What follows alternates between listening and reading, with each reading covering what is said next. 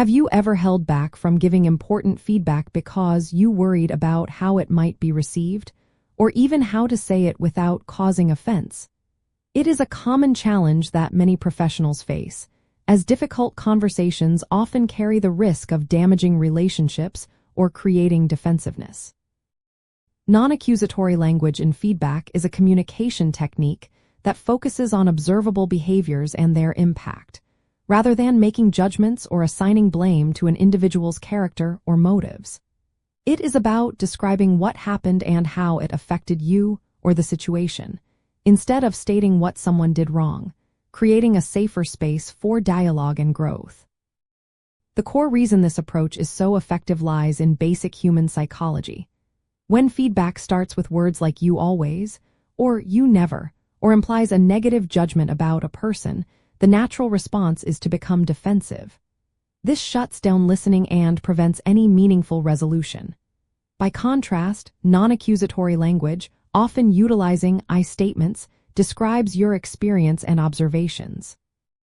This makes the feedback about a shared reality or your perception of it, which is harder for the other person to dispute and easier for them to hear and understand, fostering a more collaborative and respectful atmosphere.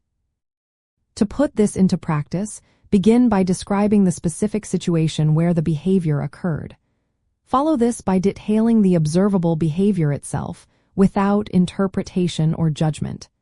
Finally, explain the impact that behavior had on you, the team, or the project. For example, instead of saying, "You are always late for meetings," you might say, "When the team meeting started at 9 a.m. yesterday and you arrived 15 minutes late, I felt frustrated because we had to repeat important information and fell behind schedule." This structure clearly communicates the issue without attacking the person. An excellent framework that embodies non-accusatory language is the situation, behavior, impact, or SBI model. This model guides you to objectively state the situation, describe the specific behavior you observed, and then articulate the impact it had.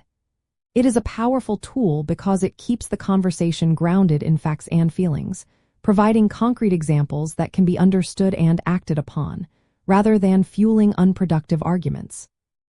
Embracing this approach helps to preserve relationships while still addressing performance gaps. Ultimately, mastering non-accusatory language transforms feedback from a potential source of conflict into a powerful catalyst for positive change and development. By focusing on observation and impact rather than blame, you empower others to understand, take ownership, and adjust their behaviors, leading to stronger professional relationships, improved team performance, and a more productive work environment for everyone involved.